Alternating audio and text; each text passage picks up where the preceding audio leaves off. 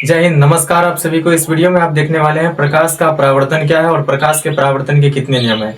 आइए बताते हैं। देखिए यहाँ पर लिखा हुआ है प्रकाश का परावर्तन, इसको अंग्रेजी में कहते हैं रिफ्लेक्शन ऑफ लाइट। जब प्रकाश किसी सतह से टकराकर अपने ही माध्यम में लौट जाती है तो प्रकाश की इस घटना को प्रकाश का परावर्तन कहते हैं। यहाँ पर आप देख सकते हैं ये एक समतल दर्पण है, इसका ये परावर्तक सतह है। यहाँ पर ये प्रकाश की किरण पड़ रही है और इससे टकरा करके लौट रही है। तो प्रकाश की किरण पड़ रही है और इससे टकरा के लौट जाती है, तो ये प्रकाश का परावर्तन हुआ यहाँ पे। ठीक है, अब देखिए प्रकाश के परावर्तन के दो नियम होते हैं। प्रकाश के परावर्तन के दो नियम होते हैं। यह आपको ऑब्जेक्टिव टाइप के क्वेश्चन में भी पूछा जा सकता है कि प्रकाश के परावर्तन के कितने नियम हैं, तो आपको आंसर बोलना है उसका क्या, दो। अब देखिए इसमें पहला नियम क्या होता है। पहला नियम होता है आपतित किरण, परावर्तित किरण, आपतित किरण, परावर्तित किरण और आपतन बिंदु पर डाले गए अभिलंब। आपतन बिंदु पर डाले गए अभिलंब।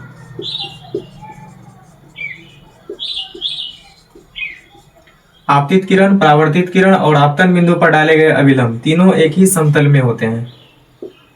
तीनों एक ही समतल में होते हैं। तीनों एक ही समतल में होते हैं। और दूसरा नियम होता है आपतन कोण परावर्तन कोण के बराबर होता है। आपतन कोण परावर्तन कोण के बराबर होता है। आपतन कोण परावर्तन कोण के बराबर होता है। तो देखिए आप ये समझ गए अभी तक में कि जब प्रकाश किसी सतह से टकराकर अपने ही माध्यम में लौट जाती है तो प्रकाश की इस घटना को प्रकाश का परावर्तन कहते हैं। उसके बाद प्रकाश के परावर्तन के कितने नियम हैं, तो प्रकाश के परावर्तन के दो नियम हैं। पहला नियम क्या, आपतित किरण, परावर्तित किरण और आपतन बिंदु पर डाले गए अभिलंब तीनों एक ही समतल में होते हैं। और दूसरा नियम क्या है, आपतन कोण परावर्तन कोण के बराबर होता है। अब ये नियम तो आप जान गए, लेकिन आपतित किरण, परावर्तित किरण और आपतन बिंदु क्या होता है, अभिलंब क्या होता है, आपतन कोण क्या होता है, परावर्तन कोण क्या है। चलिए इसके बारे में मैं आपको पहले बताता हूँ, फिर इस पर आते हैं। देखिए जो किरण परावर्तक सतह पर पड़ती है उसको कहते हैं आपतित किरण।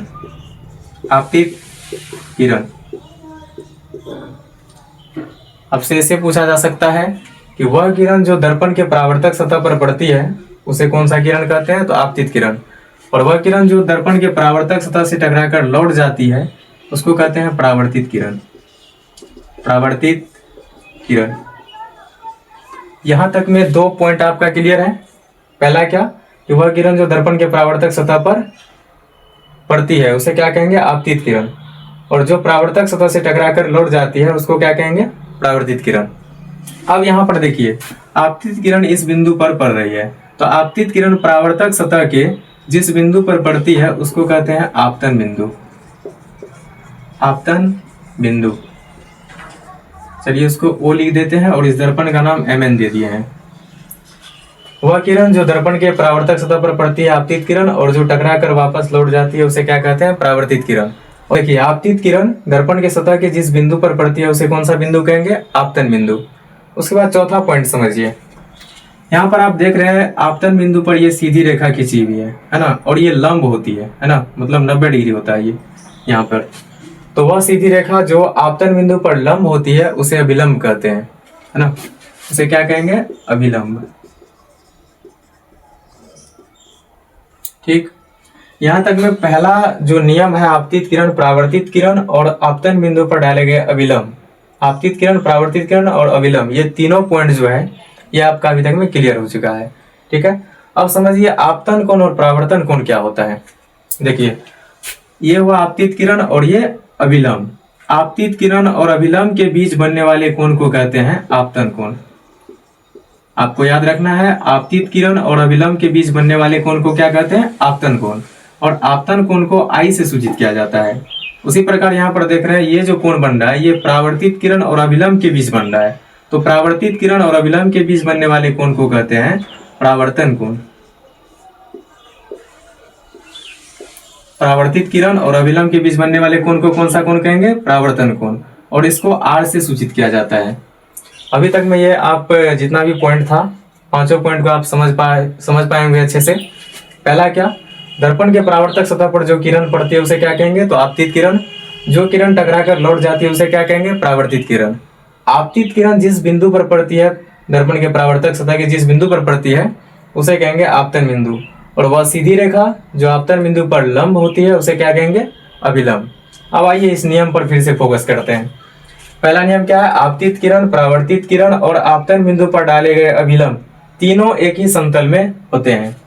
अब यहाँ पर आप चित्र में देख सकते हैं, आपतित किरण, परावर्तित किरण और आपतन बिंदु पर डाला गया यह अभिलंब जो है ये तीनों एक ही समतल में है। ठीक है, ये था पहला नियम। दूसरा नियम क्या? आपतन कोण परावर्तन कोण के बराबर होता है। ये आपतन कोण आई जो बन रहा है आपतित किरण और अभिलंब के बीच, और ये परावर्तन कोण जो बन रहा है परावर्तित किरण और अभिलंब के बीच, ये दोनों कोण आपस में बराबर होते हैं। ठीक है, यानी आपतन कोण बराबर यहाँ पर लिख सकते हैं परावर्तन कोण, या कोण आई बराबर कोण आर। ठीक है, यहाँ पर लिख सकते हैं अर्थात कोण आई बराबर कोण आर। ऐसा क्यों लिखेंगे? क्योंकि आपतन कोण परावर्तन कोण के बराबर है। आपतन कोण को आई से सूचित करते हैं और परावर्तन कोण को आर से, तो कोण आई बराबर क्या हो जाएगा? कोण आर। अब देखिए, प्रकाश के परावर्तन के नियम से जितने भी ऑब्जेक्टिव क्वेश्चंस बन सकते हैं उसको हम आपको बताते हैं। आपको इस तरह से पूछा जा सकता है, जब प्रकाश किसी सतह से टकराकर अपने ही माध्यम में लौट जाती है तो प्रकाश की इस घटना को क्या कहते हैं?